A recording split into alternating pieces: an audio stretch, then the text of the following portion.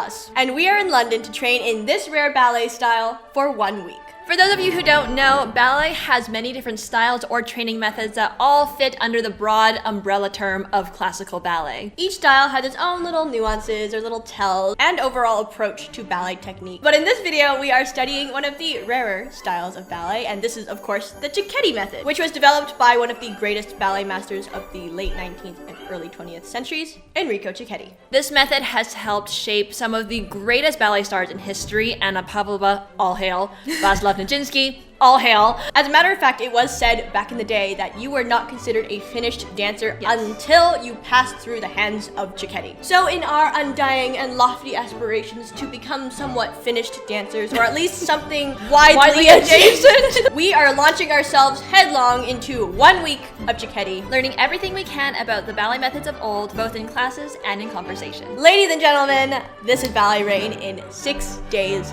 of Cecchetti.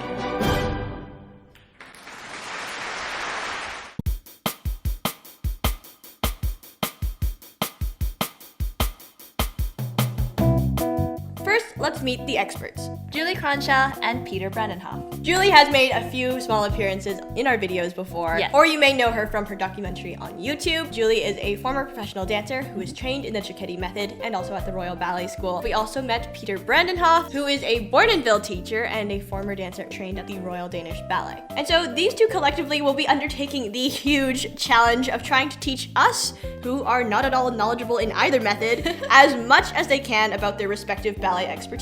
But for now, we are starting our journey off with Julie. And she invited us to come out to her school in London and train with her for a couple of days. Okay, we're getting ready for classes now. My hands are so cold, they're like almost non-functional. Like look how white, like they're shaking and white. I don't know if you can see that. I'm not laughing, it's not funny. I managed to fit all of my dancewear in this tiny pouch. What the heck? There's like a leotard, tights, trash bags, and a skirt in here. It's pretty cute. It's like I know, it is. Let's go.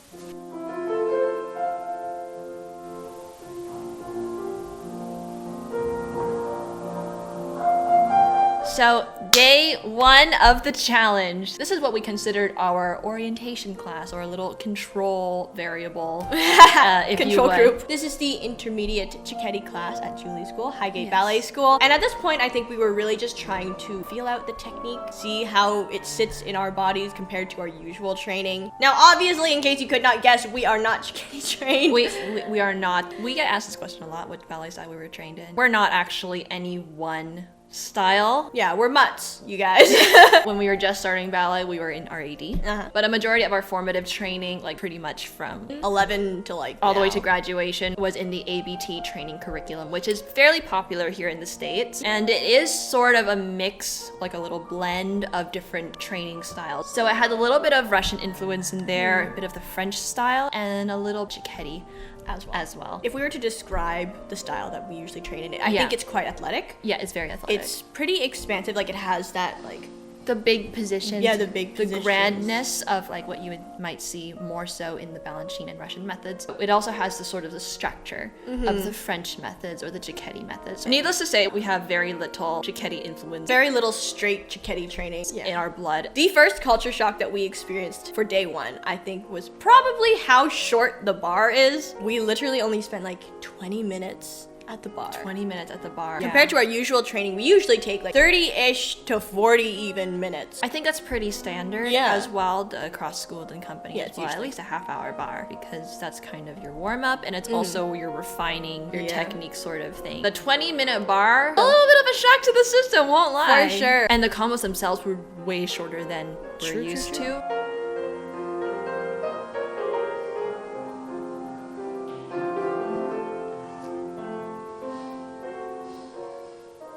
So watching back the footage of this class, it is, oh yes, you can very clearly see that we are quite obviously standing out with our gratuitous American port de bras. Like we said, in the American styles, the port de bras is very grand and very expressive. In Cecchetti, it's a lot less so. It's a little bit more subdued, a little bit more contained, and a little bit more, I don't want to say refined, but like a little bit more so. In Cecchetti, I think there's so much of the head being inclined, very gently, still facing forward, just tilted. I mean, yes, we do this. Typically in our more modern style of training, it's turned and lifted. Yeah. All the time. But it's kind of like more conversational, more natural. Yeah, it does It feel looks like like you're that. just talking with the audience as you're dancing rather than performing.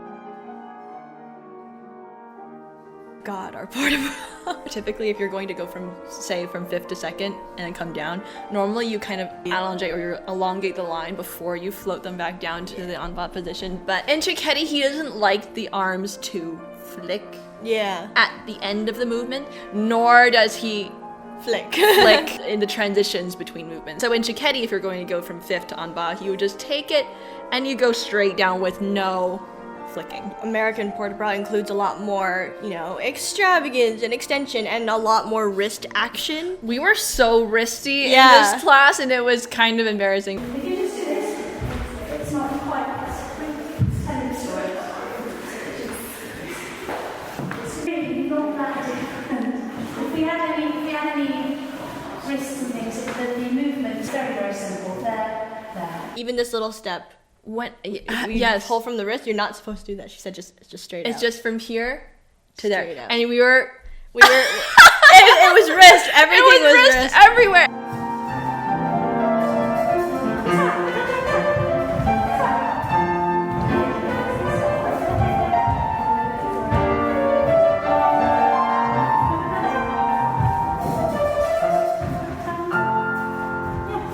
And of course, we got to learn the absolutely famed and beautiful Cecchetti port de bras TM. And as you can see, it looked nothing like it was supposed to. Personally, the music was gorgeous. Yeah. The music is absolutely gorgeous. And then the port de bras itself is really, really gorgeous. Again, We struggle with that inclined head. Even the fourth. rather than here, it's just there. It's And- a little bit more personable, Yeah. but it was very different. It was so hard. It was so hard to remember. This line as well, Yeah, it was the- so the rounded. attitude position. The attitude position was very rounded instead of like extended the way we would normally be inclined to do. Yeah, if you see Leviathan, Yes, when she's Leviathan. here, it's very up. This was just, It was very round. it's very rounded, it's very placed. So anyway, that was our struggle. I mean, obviously ballet's gonna ballet. Ballet's always hard. Ballet's always hard, but the hardest adjustment was the arms and the head. So with our control variable complete, we quickly realized what we were up against. And also we realized that this was going to be exactly as foreign and exactly as wonderful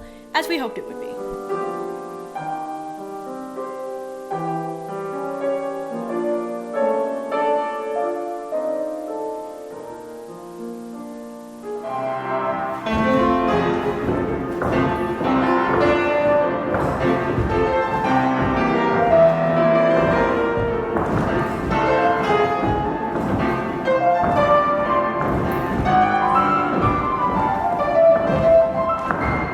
So just check your feet.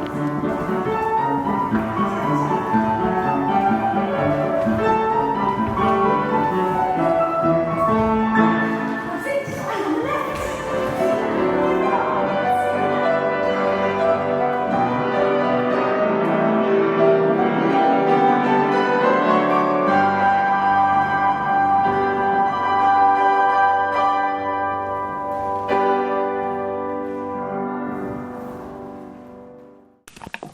Welcome to day 2.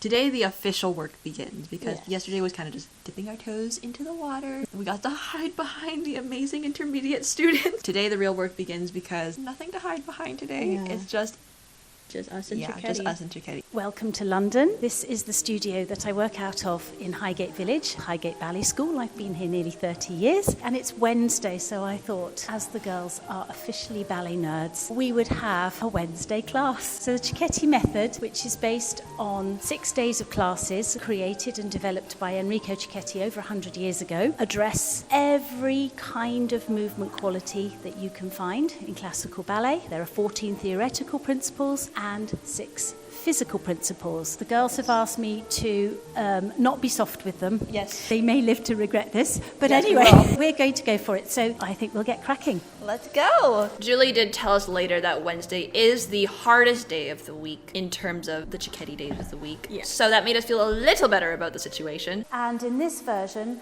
we have very, very few introductions, so I'm just warning you for the rest of the bar. We'll just go straight into second position and start. Thank you very much, Julie, for the warning. This will continue to baffle us for the rest of the week.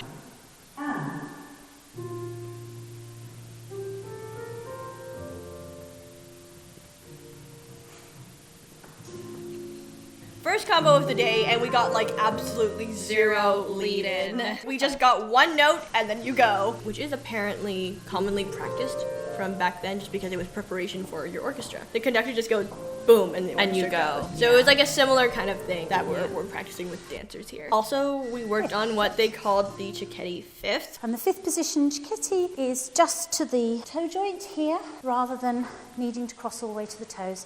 And I think you'll find that it's a nice way to get that turnout coming from the backs of the legs. Slightly undercrossed by today's standards, but from a physiological standpoint, it is a lot more accessible. And I believe that the reason that the dancers in Cecchetti's time were able to do some of those very, very, we would consider to be not so accessible combinations today, is because they worked in this fifth position as opposed to the overcrossed. It's the fifth position from the birth of ballet because they exist in all types of dance. Third, fourth, and fifth were all positions that came from fencing and the military. First, second, third, fourth, fifth were done and put on paper in 1702. And the fifth position was with the heel at the joint of the big toe. As a bad turnout girl myself, I can attest to the fact that it is a lot more accessible. I found it really hard to remember because, again, just muscle memory, just crossing into cross your it all the fifth. way. Yeah, it was a learning curve for sure. Another difference is what's called the sprung releve.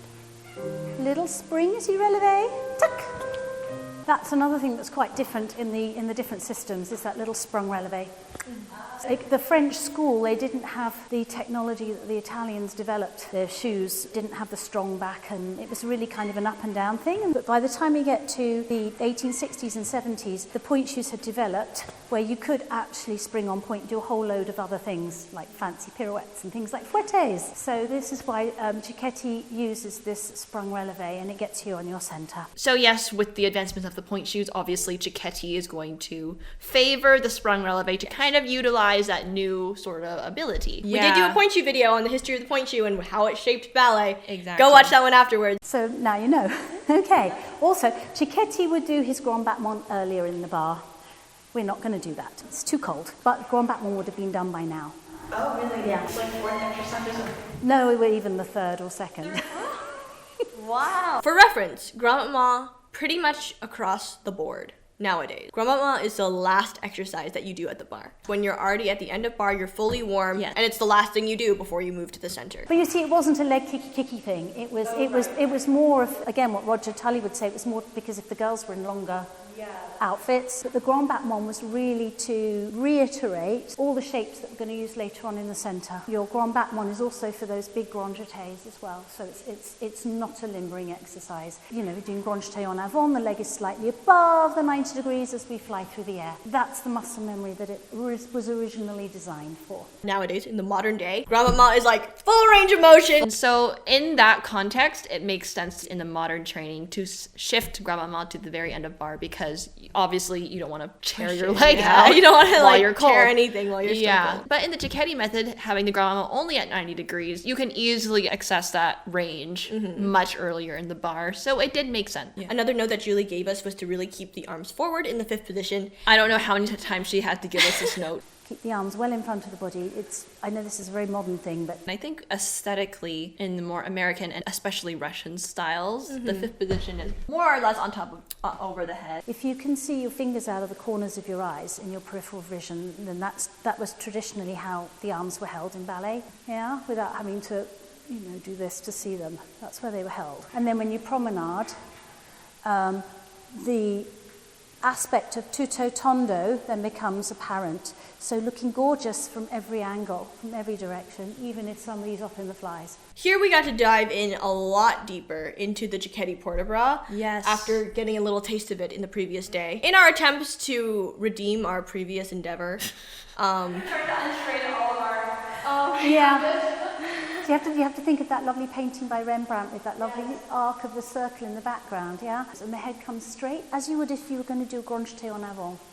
It's that same idea. And then we go into the Attitude croisé, based on the attitude of Mercury. This attitude position, I just can't get over it. It's so pretty. So pretty. Past the thigh 4 times.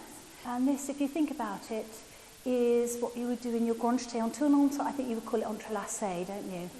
You're going up, up. Exactly. It's 2 moments up in the air. It's not just up, down. You're going up, fouetté, and changing legs. And then the last one, you keep the eyes to the audience, and you can feel that this uses the front of the body, and then we come through neutral position, and then this uses the back of the body. Let's go. First set of port de bras, and we start with the head this way. That's it. Just to be different. There is a reason for that.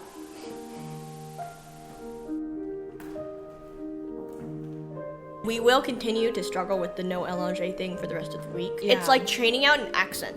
It felt like it's like that. telling a Canadian to lose the A. Or telling a Texan to stop the y'all. Yeah, like what do you mean? What do you expect us to do? Call you by the plural you? That's what it felt like for allongé. It feels like that. This was the day we really had to focus in on, okay, rewire. We need to really think about losing the wrists, losing the allongé, and just keeping the very clean geometrical lines of the Cecchetti port de bras. I think the port de bras was really like mathematical, in a way, like because it was just really like symmetrical, and beautiful. It is. I found it really satisfying to kind of like zero in on the way the arms are meant to move in the space. It's almost like you could plot it on like a graph.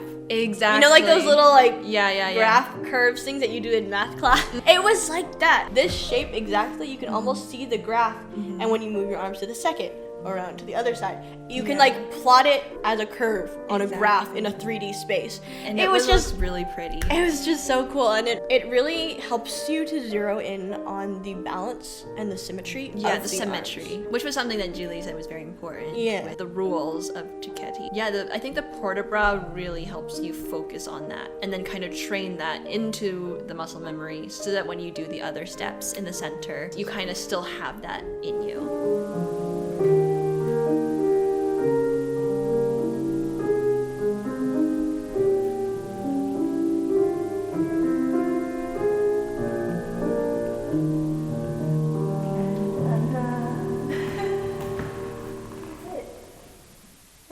Ladies, you corrected yourselves as you went along. That's really good. Yes, you notice as you go in the second position, hang on a second, there isn't the symmetry. So you're already tuning in to what it's all about. That's really good. It's like, yes, there is a symmetry there. I am in second position, and then I go to the other one. And because this arm comes up, this arm goes down. So that's, there we go, there and there. Ah, yes. Yeah.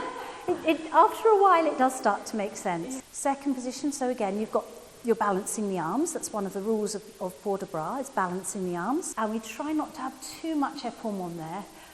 I do love épaulement, but in this instance, it's more a feeling, you know, if you're in second arabesque, and then you might have a little bit of slight feeling of épaulement on the upper back if you're going to do a grand jeté en avant. I would say wouldn't do more than that, because otherwise what happens is when we do attitude turns, we start to turn in the hips. It's very hard to maintain. So the arabesque turns into the attitude just with a little rotation in the arm, like that.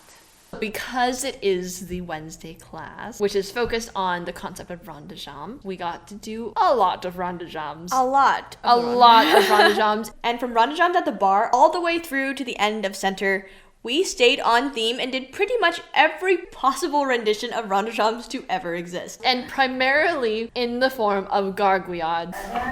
Keep the gargouillade, as I used to say, underneath your tutu. Keep the gargouillade kitten-sized. Okay. Keep your feet underneath your tutu and closer to the centre of your body. That's it. You might be already familiar in general ballet culture. Gargouillade is like the universally hated step. It's the, as our teacher used to say, the cat shaking off wet feet steps. Yes. Because you jump and it shakes one foot and it jumps and it shakes the other.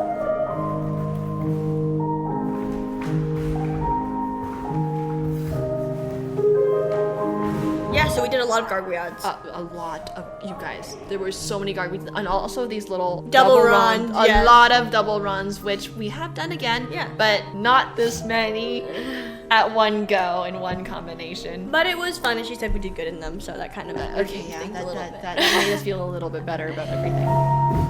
That's it. Eyes to us. Yes. And use the body forwards.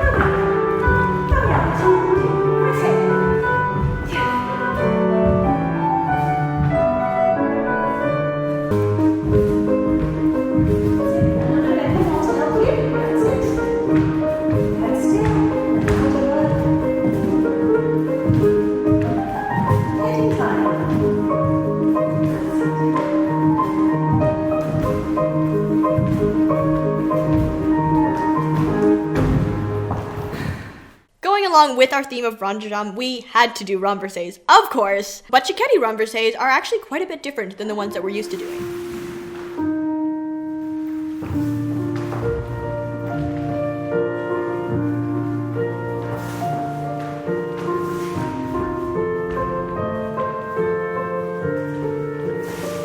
Yes, we have done the same step. The renversé is a renversé. I mean, there's lots of different renversés, but renversé is renversé. But I think it's just a coordination instead of doing the renversé, which we're used to doing, where you end opening the movement, and you kind of have the opposite arm to leg, so everything kind of has that counterbalance. This leg goes back, and this arm goes up, so you almost have like a pull. Yeah, so you're opening the body this way. With the Cecchetti renversé, you take the same arm as the leg, and we closed the body and came forward. It was so beautiful, and I really loved this combination. What was also really challenging was the little squirrel step, as Julie called it, and this was so cute. You've seen those videos of squirrels doing tricks in the garden so they can get the nuts, and they have to go through tubes. So this reminds me of a squirrel literally turning itself inside out to get the nuts. Okay, there we go. You'll never look at squirrels the same way again. But basically, it was the concept of keeping your head towards the audience as you turn around. Yeah. Which was very disorienting. It was very, hard. very hard. It's hard to like maintain your balance. It was really hard, but it was really fun.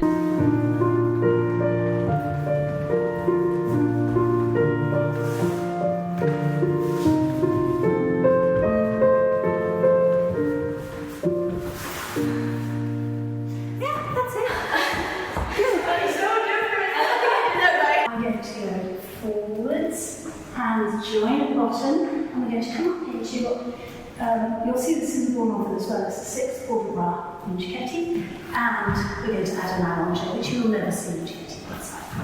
So It's nice to have a whole class that's sort of dedicated to one concept. Yeah. And you can really sort of zero in, and then everything is engineered to build on that concept. Exactly. You know From the what I mean? beginning of the Wednesday bar to the end of the Wednesday center, you have built your foundations on the rondejam, and you keep working on those concepts, but just like it keeps evolving and developing as you go through the class, and it gets a little bit harder, a little bit, more complicated. And then by the time you get to the final combination of the class, you already feel like you have built up that sort of strength in that particular concept, which I think is incredibly well thought out. Yes, it's a very brilliant way to like, run class to train dancers. Exactly. Honestly. And Cecchetti was that kind of guy.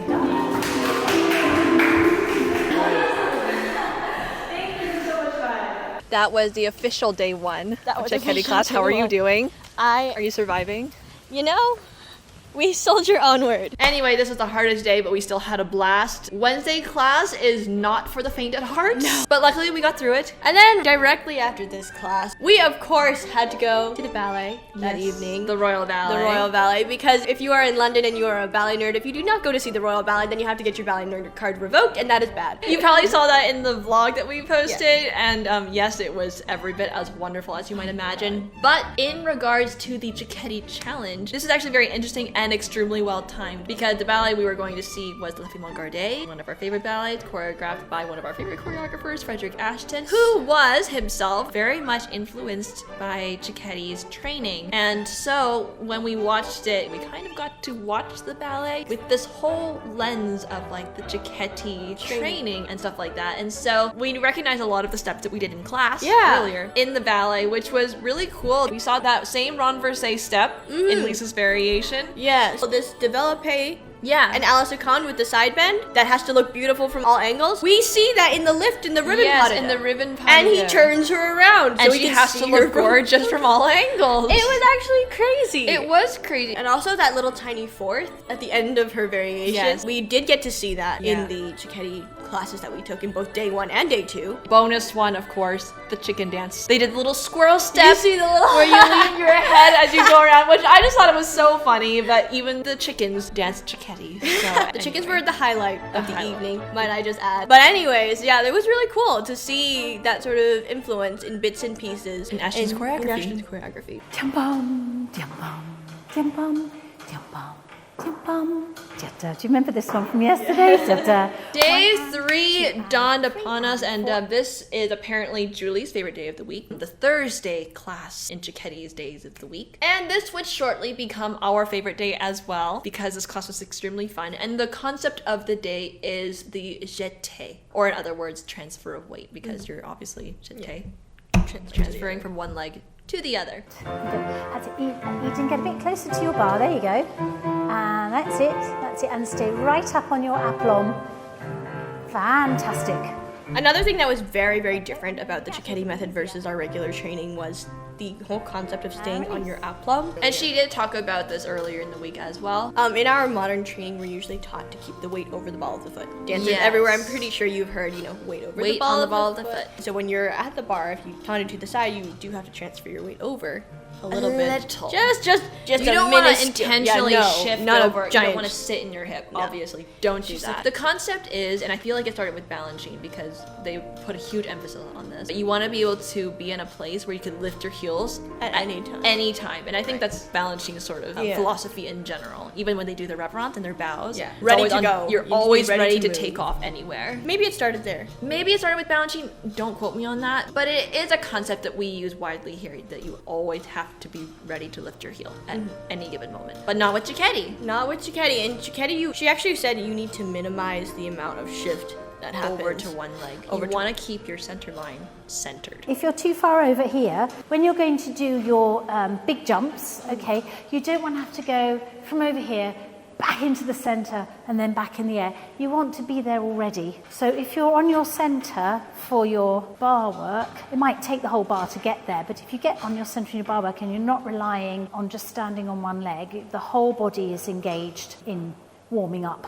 Okay, I think that's something that we're so focused on the legs and the presentation of the feet and things like that, we forget about the rest of the body. And this, oh God, this is so hard for me.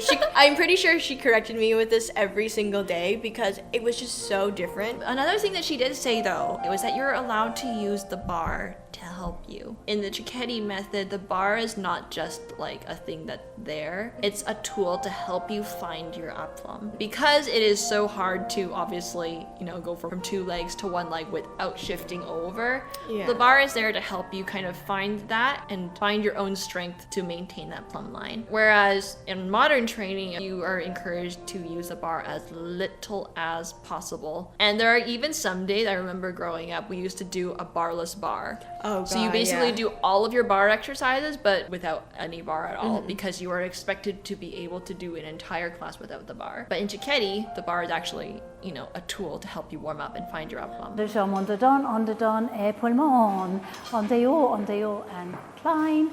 Ta-da. But today you won't have to do gargoyles. Oh, what a shame. Yes, you have to wait until Wednesday comes around again. Because today's Thursday. En dehors, not too high. You want to see the gargoyles. Tiny bit, that's it, that's perfect on this bit here.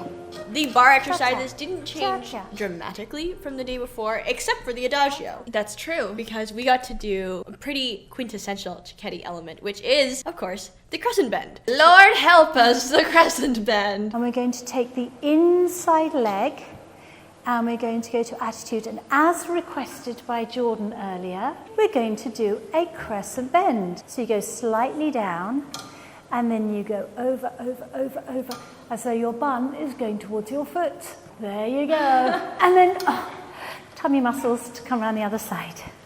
Okay.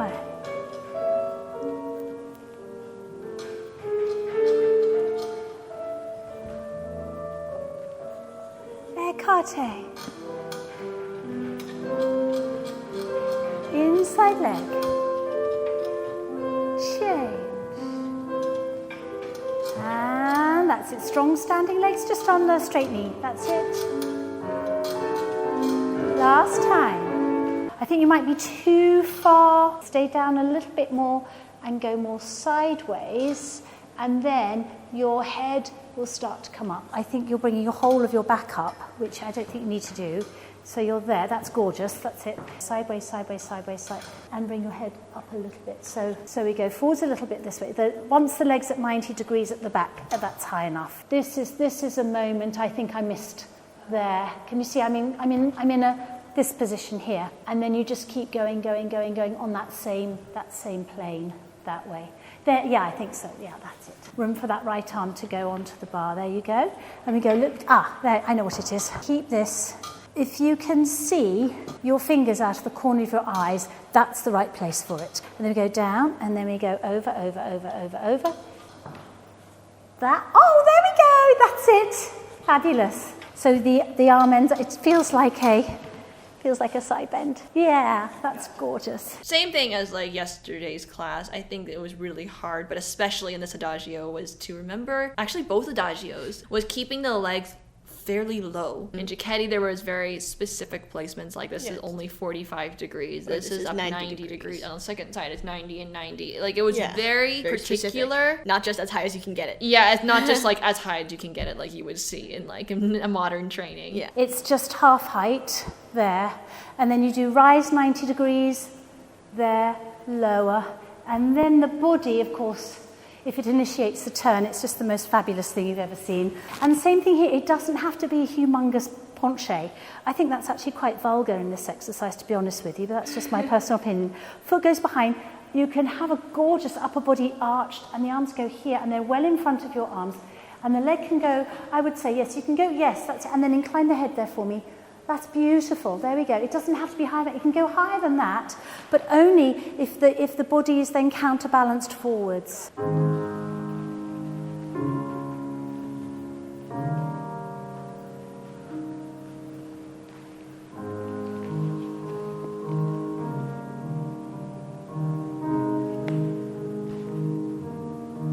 Body round and change. Efface, arms to second. Fondu, tendu, rise.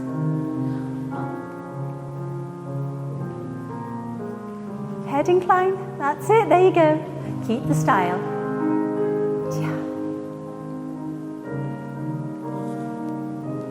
Balance low, well done.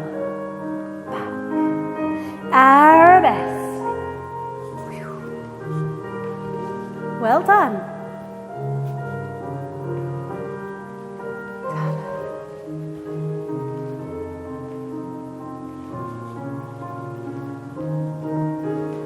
Brush, fouette, fondu, tendu, relevé. Another thing in the jumps of this Thursday class, which was very different from the modern training, was keeping the knees soft in the jumps. Feet more like a kitten. That's it. There you go. That's it. And the other thing about Cecchetti is you don't have to overstretch the legs, because if you're very hypermobile in the joints, not good for jumping at all. It's going to cause joint pain. Mm-hmm. So you can just literally. So just see the feet. Literally, the feet go tia tia tia. Can you see? Right underneath you. Feet. I don't think my knees stretched at all. Yeah. That was different. That was very, very different. Everything in ballet, whenever the knees are not actively bent, They are straight. A lot of things in Cecchetti's day were done with fairly relaxed knees. That's like the opposite of ballet today. Yes, it's quite interesting because Alicia Markova, apparently, when she was doing her Assemblée Élancée in Giselle, and she did talk about it when she was teaching, it is written down, she used to bend her knee slightly underneath the tutu, and then just at the last minute, it would just give her a little extra before she landed, and that creates the illusion of flying. And you do see those in like sort of more old-fashioned ballets, like Giselle. Sure. Napoli. Yeah, that's true. It's in Napoli as well, and I remember doing Napoli, and they said to keep the knees soft. It makes sense because you're not like jamming the knees at such a high speed.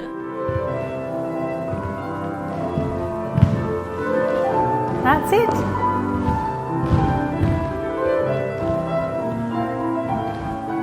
Ta-ta-ti.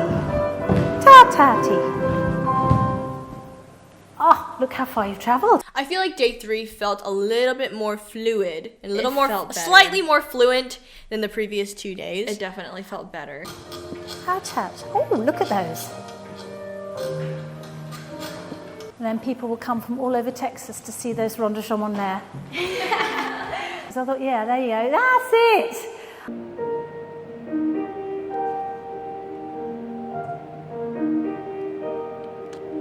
Although there were still some things we were struggling with, obviously. One of them was so simple, but it was this... front run. Wait, is it this way? I still don't know. And front, head straight, head inclined. Yes, so this is where you have to put on a little Cecchetti hat and just gently incline so you're listening to something. And then listen on the other side. So we have, it takes a bit of getting used to because we're so used to using the upper body here, but it's very plain. Tiam, tiam, tiam, thumb, thumb, tiam. I messed up I promise you, if you look at all of the footage, every single time I was like this and I was like, oh no.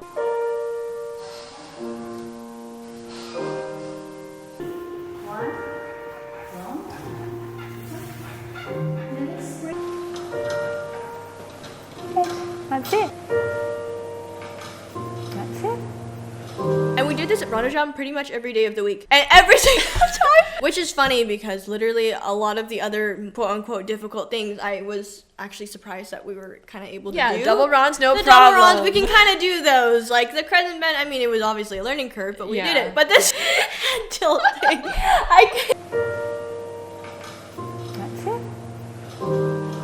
I just couldn't do it. Now this one is on the Ballet Secret Co video. This one I think is quite challenging, but it's also going to have what we did yesterday. Do you remember with the little pantomime kiss? Jeté, relevé, tombé, coupé, jeté, relevé, tombé, coupé, jeté, relevé, tombé, coupé, jeté, relevé, tombé, coupé, jeté. Yum, ta, ti. That's it. Very simple with the hand.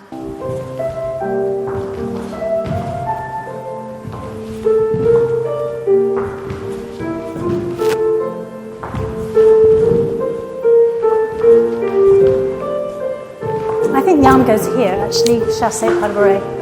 Pirouette. Yeah. Jordan, you absolutely understood the tombé. Really good. You really lucid, really lucid. Thank you. And you have to put some jeté. So then you just put them together. This is a jeté because, yes, it's really nice. Okay, but Jordan, you just managed to get that transfer in the body over and down. It's really nice and good. Also, the fouette exercise that we did at the end. That's right. That was super fun. It was difficult, but it was super, super fun.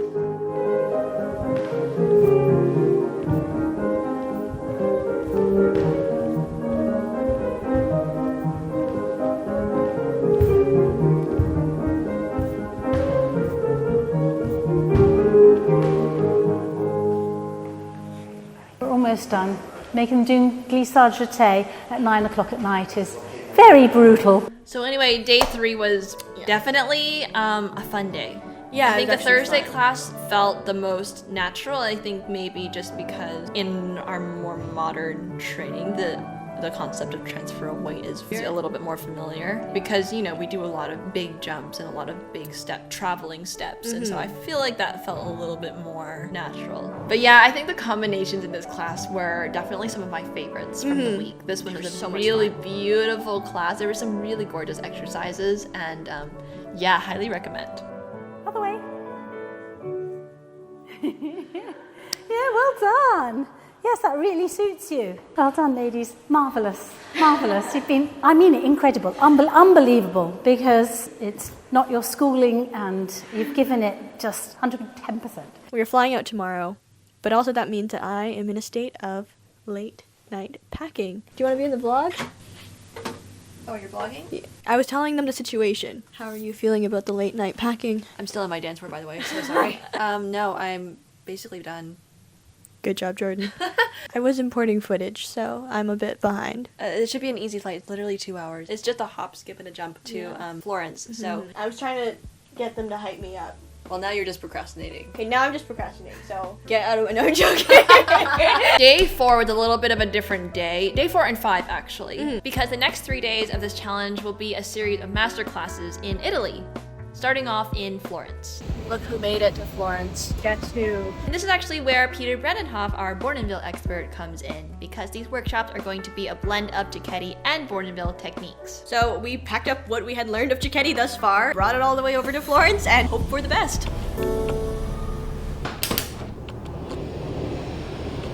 Eden's trying to hunt that mosquito that has been buzzing around all yesterday. I don't see him anymore.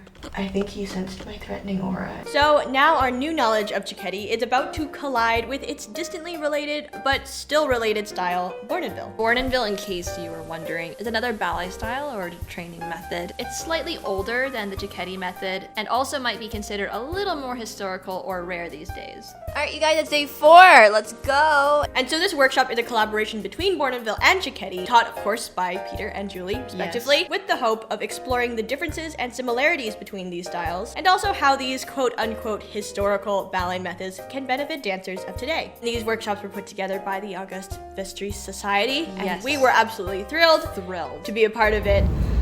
Wow! Day 1 of the workshop was hosted at the Hamlyn School in Florence, and we also got to learn a little bit more about each individual style and how they sort of correlate with each other, because they actually are correlated and sort of connected in a very, very interesting way. They did not encounter each other. Bournonville was pre-Cecchetti. Bournonville was trained in Paris in the 1820s by Auguste Vestris, who was the preeminent teacher of his time and had been the preeminent male dancer. Bournonville becomes Europe's greatest male dancer. He danced with Marie Taglioni, he danced with everybody, but is offered the job as ballet master in Denmark and goes back rather than having an international career. Back in Denmark, he then starts choreographing, as they do, and also teaching. The link between the two that Julie and I think is an important link, is that the Imperial Ballet contacted Bournonville to have him come and work there, and particularly with working with the school. And he directed them to a Swedish student of his that Bournonville had worked with in Sweden, Christian Johansson. So he suggested that they hire, which they did, and he taught at the Imperial Ballet in St. Petersburg up until his death. And Cecchetti, when he came to Russia as a dancer, worked with Johansson. That makes sense. So That's the connection. we might have some connection there. Cecchetti got hold of a copy of Bournonville's Etude Chorégraphique, and he wrote it out and he said to his students, you need to study this. And I'm absolutely convinced that he was very profoundly influenced by the Etude Chorégraphique because it was so methodical, and that appealed to Cecchetti's methodological way of working. So while they may not be directly related, it does seem that Cecchetti drew inspiration and influence from Bournonville, taking a lot of the same concepts and incorporating them into his method. After our days of learning Cecchetti with Julie, Bournonville was a little less of a learning curve because we had already kind of dipped our toes into a similar style of ballet. But ultimately, there was of course still a lot of new material for us to learn and absorb. Through a tiny little Baroque plie. The little swishy slide step. I am not doing chassé. I am not doing rond de jambe. I'm starting here and I'm presenting my leg to step. Before Bournonville, they did a lot of this because dancing was moving. Yeah? And grand plie on one leg, definitely. I mean, it wasn't foreign. It was the terminology that kind of caught us off guard a little bit. 1, 2, 3, 4, 5, 6, 7, 8. Now grand plie on one leg. 1, 2, 3. Yes, I did stop for a second because I was really thinking like... I know, I was like, hold on a minute. I was very, very concerned.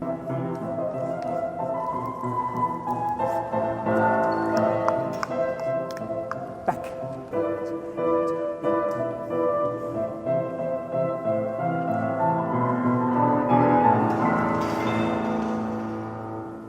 Learning Cecchetti and Bournonville side by side was really, really cool because you get to see, you know, what's similar about them, what's different about them. The main difference that we noticed between the two styles is sort of just their overall approach to learning technique and understanding ballet technique as a whole. Bournonville teaches through choreography, and you're on stage and it's a learning process, which is very different to Cecchetti, who did teach through principles and structure and rules. Bournonville does it by being a genius choreographer, even without somebody like Peter saying, this will make it easier for you, this is the correction that a teacher would give. Even if you were left to your own devices, maybe at some point you would be able to do those exercises better via the fact that we are dancers and we want to get up and we want to put those steps together in the combinations, and we are going to keep doing them until we get them right, regardless of whether somebody gives us a correction or not.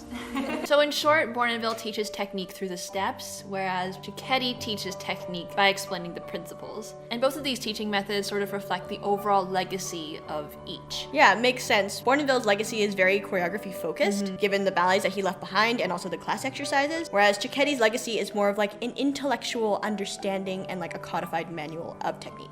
Cecchetti was a genius in so many ways, but he's the first in the history of classical ballet to provide a scientifically designed methodology to how we train. It's very cerebral, it's very brainy in the best way possible. It's very ballet nerdy. The sort of principles were very present in both, but I think Bournonville and Cecchetti kind of just teach it in a different way. Yeah. So they're very, very compatible. Yeah. It's just two different approaches to learning ballet.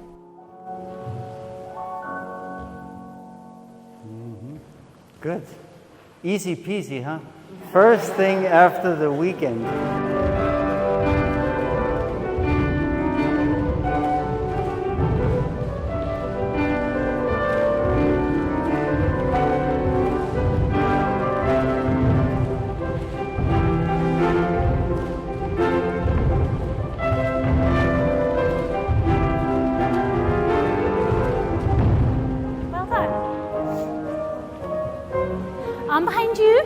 Behind you, that's it.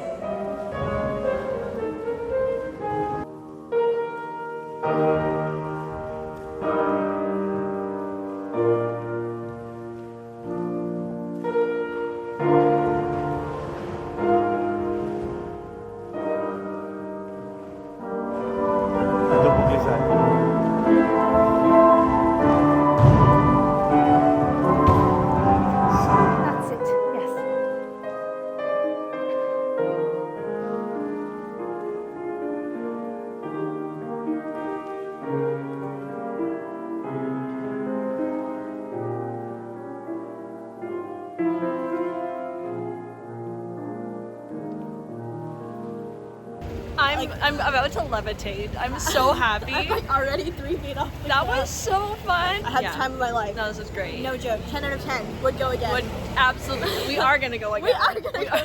What a good day. Full of ballet. My favorite thing.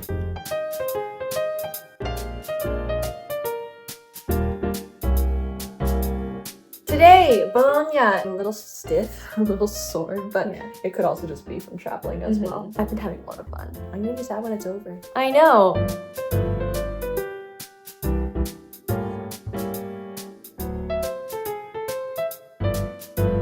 Day 5. For day 2 of the workshop, our bodies were definitely kind of getting into the flow of the Cecchetti Bournonville method. And honestly, overall, we had just grown such an appreciation for the style and the method and like all the little details that go along with it. For day 5, we got to go even deeper into the details of both Bournonville and Cecchetti, starting with the 8 directions of the body according to Cecchetti. The directions of the body, he got 5 of those positions directly from Bournonville. The others he added to get the 8 directions that we have today. Which actually, being ABT trained, were the exact body positions that we use. Croisé devant, quatrième devant, écarté, effacé, à la seconde, épaulé, à la quatrième derrière, croisé derrière. And you notice that there's a nice S shape all the way down, which hopefully looks nice all the way around. That was not foreign. We called it tondus in a clock. Yeah, tondu in the clock. Yeah, tondus in a clock back in our day. I think that was like kind of the only Cecchetti influence that we had growing up that I could remember. Yeah, the only glimmer of recognition. Yeah, We're like, I know this. Yeah, first time in this entire week on day 5, we're finally like, I can do something. We also got to learn this fun little Bournonville combination, and this became like the perfect case study on Bournonville's overall teaching approach in contrast to Cecchetti. In this particular instance, is there a dia, da, di, da, ya, da, da, da, da, or is it ya, da, di, da, ya, da, da, da, da? That's a good question. It's a good way of asking it, and most of us Danes have never really thought about many of those things because we just do it. Sorry, it's the Cecchetti in me. Yes, but Bournonville does not spend any time on this. There's no explanation. There's no methodology to, well, here are the directions of the body. You just do it. Probably he would correct and say, oh, the head has to be here, or so.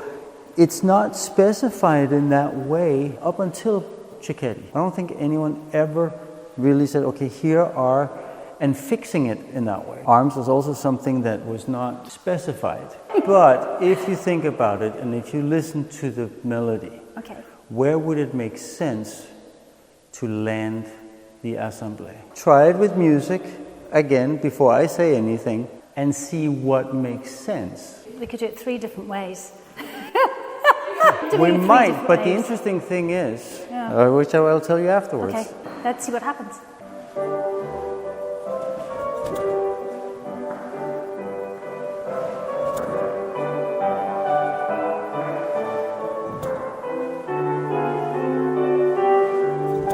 See, there were not 3 different versions. No, we were together.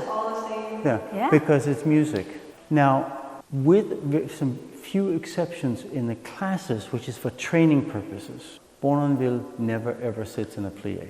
And this does actually prove exactly what Julie was talking about in our previous conversation, that Bournonville sort of teaches via the steps directly. The steps aren't trying to get you out of your natural inclinations. The ballet technique is structured around what the brain and the body would naturally do. And to our surprise, we actually all agreed on one way of doing it. When one does Bournonville, you build an internal inherent strength that is closely linked to something that I think they call automatic movement in physical therapy. Bournonville is kind of like Mr. Miyagi, but for ballet. Mr. Miyagi. You learn by doing wax on, wax off, and you just learn the concepts that way. The arms need to be coordinated, and you can see how one of the arms may have to move slightly quicker than the other one to arrive at its destination. In this instance, they've got a similar distance to go to. But when we come to here, the back arm has a little bit further to go, and in this case, the front arm has a little bit further to go. This coordination is what is really valuable. There's a lot of rules. It really is the ballet nerd method of... What's good about Bournonville is that it teaches you to trust your instincts, but Cecchetti is great because you understand the foundations of the step, the framework of the step, and the techniques that are applied and the principles that are applied to the step. And so if something goes wrong, like if something doesn't work out, you can immediately look at it, analyze it, and go, oh, this is the missing piece. And this is how I should fix it. And then you try it again, and it works. There's 2 different ways of teaching the same concept, but it's just so cool the way they go about it. It's like how 2 different people kind of have just different ways of communicating. Exactly, different learning styles or whatever. Exactly. Like if you were to sum up Cecchetti method or the Bournonville method into one sort of idea or concept, how would that look?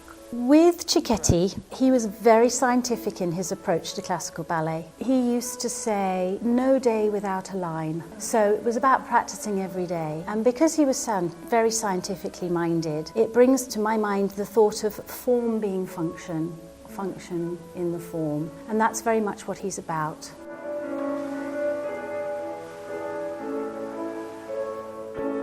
And what about the bournonville method? How would you sum it up? I can do it in one word, organic.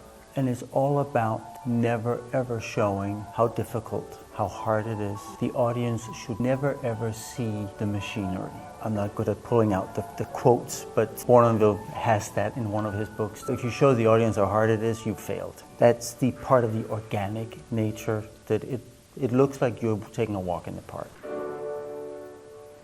And good. Close. What makes Bournonville difficult for many dancers not trained in it is the musicality of his steps. It's much more particular. The musicality, and then what I mentioned before, the organic way of moving, whether it's music by Stravinsky or music by Löwenskiold in La Sulfite, the way that they connect every step musically while still looking completely at ease, like they're walking in the park.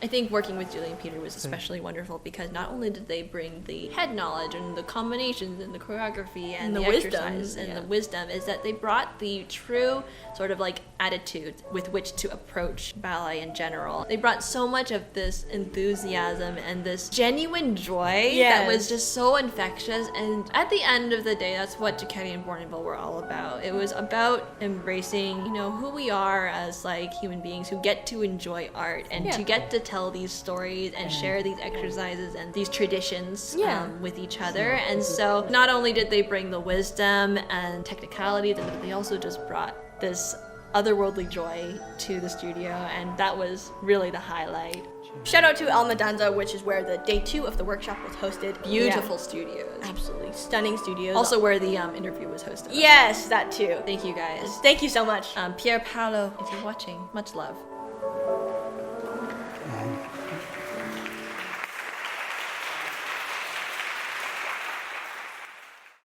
Stay there, tendu, and through, all the way down. Up, lovely. Close, long spine. Finally, we arrive at day 6 of our challenge, and yes, it is the last day, and yes, we were exactly as sad as you might imagine we were. But anyway, as it is our last day, we specifically asked for a sampler class. Yes, so for our last day. We asked Julie to give us a full sort of selection of combinations from all 6 days of Cecchetti. Julie did warn us that it would be very, very hard and very, very tiring, because she said instead of focusing on like one concept, you would be kind of switching gears because you're changing focus every combination. So she did say it would be a lot more challenging and a lot more tiring. And we were like, nah, it'll be fun. It'll be fine. And to our credit, it was fun. It was incredibly fun. But also, Julie was right. It was very very tiring. Yeah,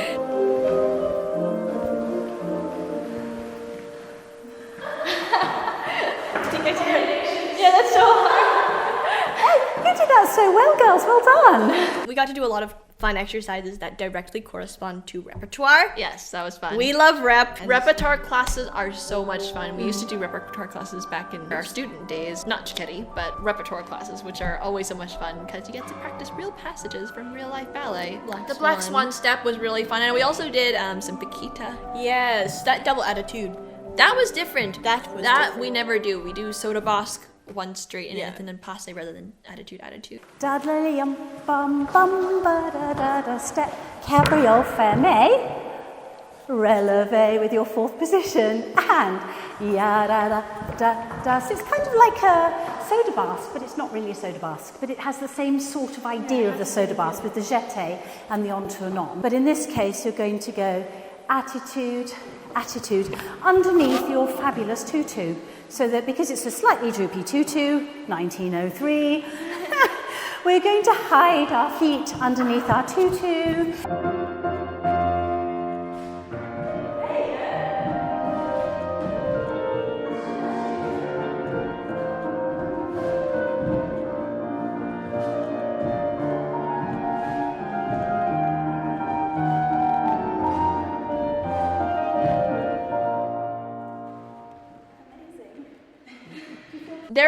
There were a couple of steps in this particular sampler class, but Julie was gracious enough to let us cop out of some of them because these steps were hard, y'all. This was supposed to be a pirouette from one leg, and then you end in this beautiful, oh my goodness. Developpe. On releve. Yeah, on the releve. And you just stop.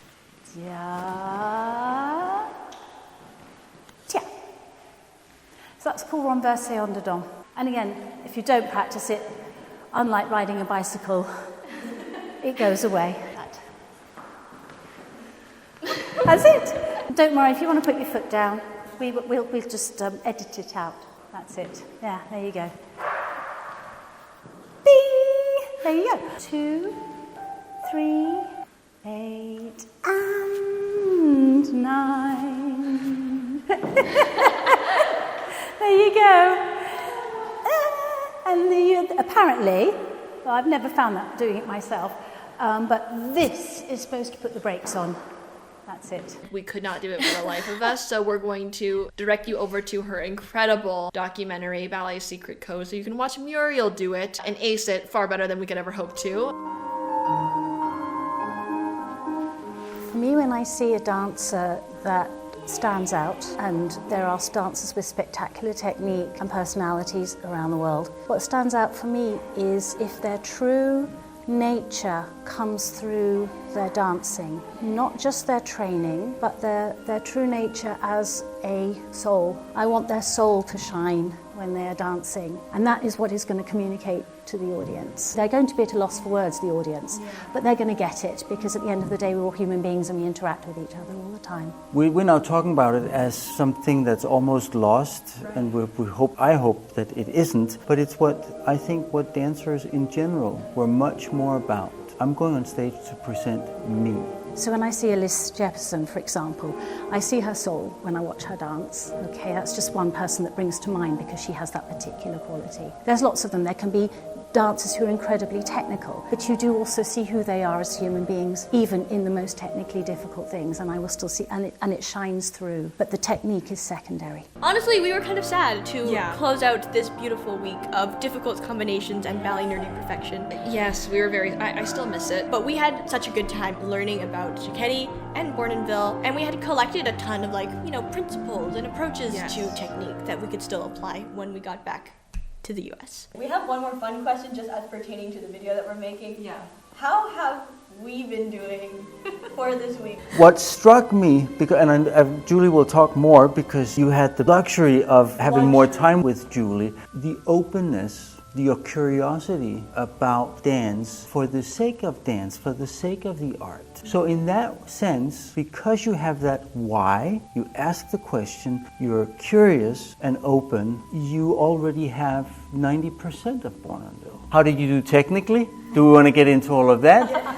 Well, you have great technique. You have good, solid, great technique, which means that you can apply it to anything. You have that understanding, I think, again, because you have the why. It was very, very, very good. It was lovely to see, and just how quickly from doing it a couple of times and doing it again, how it went into your bodies. I would say the same thing as Peter. Your openness and curiosity is one of your strengths, definitely. As Cecchetti said, he who has commenced well has done half the work. The technique's already there. Last week we worked on a Wednesday class and a Thursday class, and I thought I could not do that with any other students because I have tried it in the past, and you can see the dancers rebelling moment by moment in front of you. You know, your body is rebelling because it is doing something that is not what you've been doing for 10 years. So I love that you came in with open minds and open hearts. was fantastic. And yes, to watch you in the class at Hamlyn was such a joy because you'd taken those corrections on board. Not that there were many corrections, but you'd understood and you'd applied it, and that is amazing. Well done, ladies. Fantastic, good job. And so that was our 6 days of Cecchetti with a little sprinkling of Bournonville in there. All in all, I think this is probably one of the most fun that we've ever had in a long time. I think this experience really helped lend a very intellectual perspective into ballet technique. And I mean, we're ballet nerds, we're going to eat it up every single time. Every time. What's especially notable about Cecchetti and Bournonville, of course, was just how accessible the technique was. Like, yes, the steps were very, very hard. Yes. And yes, you do need to put in a lot of work, and you do need to practice a lot in order to master them. But ultimately, the technique itself and the steps are very, very attainable for just about anybody, regardless if you're born with naturally turned out hips or naturally flexible legs. If you are working with a method that honours the human being, then that method will endure. It may be shipped out to the diaspora, it may fall down in its own country, but somebody will take the baton up somewhere else because the principles endure within the human being. With Cecchetti, it speaks to us. The geometry speaks to us, the practical side speaks to us, so you're not locked out. If you're an amateur, for example, you're not locked out because it has some kind of deep esoteric meaning that you're not privileged to. No. This is what I think was really beautiful about studying it, is because, you know, no matter where you're at, your ballet technique can benefit from just studying understanding the inner workings of ballet technique. So honestly, we just truly hope that these principles will continue to be studied and practiced and keep producing intelligent, technically proficient, and happy dancers for years to come. So a huge thank you to the Auguste Vestris Society for arranging these workshops. Not sponsored, by the way. Not sponsored, by the way, yes. As well as the Hamlyn School and Almadanza and Highgate Ballet School and all of the beautiful studios and people behind the scenes. And of course, thank you to Peter Brandenhoff and of course, Julie Cronshaw for this absolutely exquisite week of training. Hopefully we will be back very, very soon and we'll get to train with you both again because we had the best time. All right, you guys, you know the drill. If you like the video, then like the video. Make sure to subscribe to the channel if you want to see more challenges like this. We want to thank our patrons who made this video possible. There are a lot of you now. Yes, hi to everyone who just joined. We are so happy to have you, and thank you for helping to keep the ballet nerd world spinning. If you guys also want to help support the future of ballet nerd content and hopefully more videos like this one, click the link in the description box below or visit patreon.com/balletrain and we will catch you over there. Anyways, I think that is all from us for now. This is Ballet Rain signing off. Until the next video. Bye. Thank you. Thank you. You guys are incredible. Honestly, thank you. Thank you so much. This was really fun. Pleasure. Nowadays, we usually cross the fifth position all the way, heel to toe and toe to heel, ideally. But definitely... Sorry, that was triggering. That was insensitive. Well, ladies, you're very good at turns. I don't think it's an issue. Shall we, Shoot, where did I put my mic? Where did I put my mic, you guys? Oh, it's attached to me. That's the situation. That's the tea. It's not tea, sorry. What is this? This is sleepy time tea. We're going to be packing our snacks. It has your healthy fats and your proteins in it. So we have walnuts and cashews and coconut flakes, all unsweetened, by the way. We also have banana chips. What is this? Focaccia. Focaccia. Focaccia. You do want to insist on the ch sound. Yes, double C here makes a ch sound. Focaccia. Focaccia crackers. 5, 6, 7. Sorry.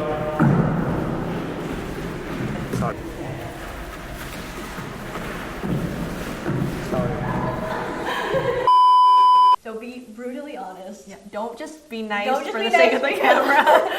How have we... Because it can be edited out.